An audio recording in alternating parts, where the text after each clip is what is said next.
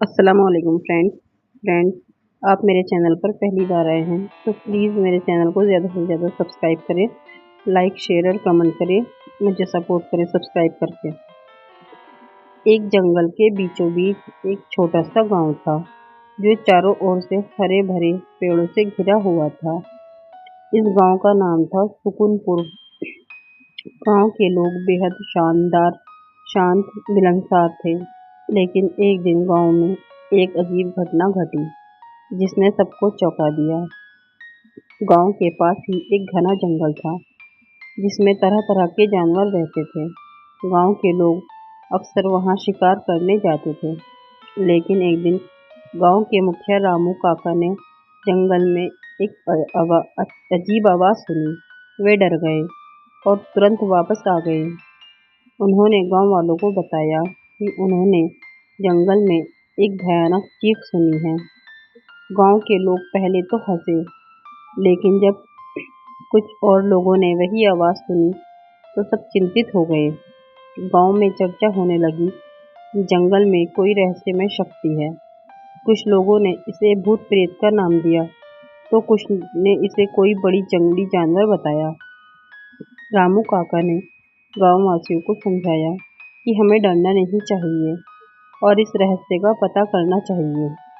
उन्होंने कुछ युवाओं को साथ लेकर जंगल में जाने का फैसला किया। वे सब अपने अपने हथियार लेकर जंगल की ओर चल पड़े। जंगल में घुसते ही उन्होंने वही भयानक आवाज फिर से सुनी।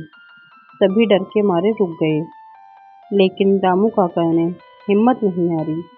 वे धीरे धीरे आवाज की ओर बढ़ने लगे। जब वे आवाज के पास पहुंचे तो उन्होंने देखा कि एक बड़ा सा अजगर एक पेड़ के नीचे लिपटा हुआ है और चीख रहा है। रामू काका ने ध्यान से देखा और समझा कि अजगर के पेट में कुछ अटका हुआ है, जिसकी वजह से वह चीख रहा है। रामू काका ने गांव के युवाओं को इशारा किया और सबने मिलकर अजगर को शांत किया। उन्होंने देखा कि अजगर के पेट में एक छोटा हिरण फंसा हुआ है। उन्होंने बड़ी सावधानी से अजगर के पेट से हिरण को बाहर निकाला और अजगर ने राहत की सांस ली। जंगल में वापस चला गया। गांव के लोग इस घटना से बहुत खुश हुए और रामू काका की बहादुरी की तारीफ की। इस घटना के बाद गांव में फिर कभी ऐसी आवाज नहीं सुनाई गई। गांव के लोग इस घटना से सीख गए कि किसी भी समस्या का समाधान डर से नहीं, बल्कि हिम्मत और समझदारी से किया जा सकता है। इस घटना ने गांव वालों के दिलों में एक नई उमंग और विश्वास जताया। उन्होंने समझा कि किसी भी रहस्यमय घटना का सामना करने के लिए एकता और धैर्य की जरूरत होती है। रामू काका की बहादुरी और युवाओं की मदद से गांव में शांति लौट आई।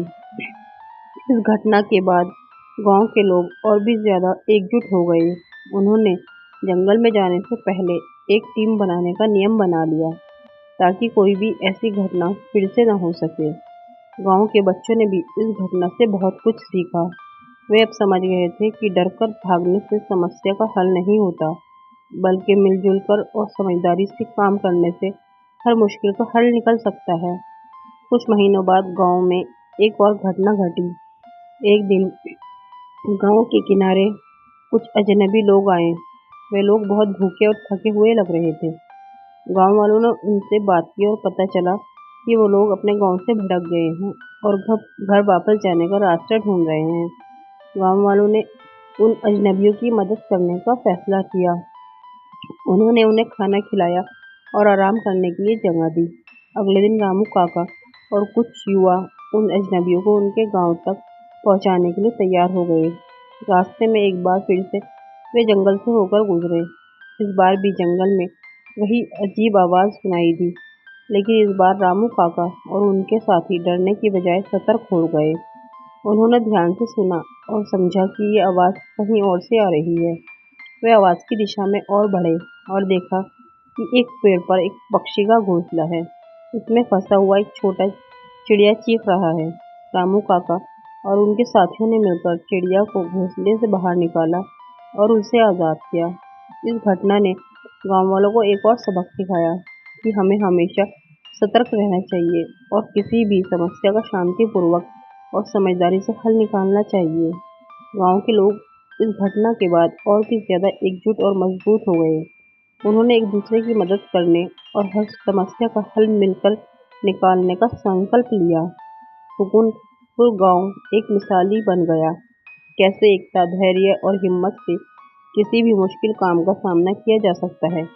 इस कहानी से हमें यही सीख मिलती है कि डरकर भागने से बेहतर है कि मिलकर हर मुश्किल का डटकर सामना करना चाहिए। फ्रेंड्स, आपको मेरी कहानी पसंद आई है तो प्लीज़ मेरे चैनल को सब्सक्राइब करें, लाइक और कमेंट करें। शुक्रिया।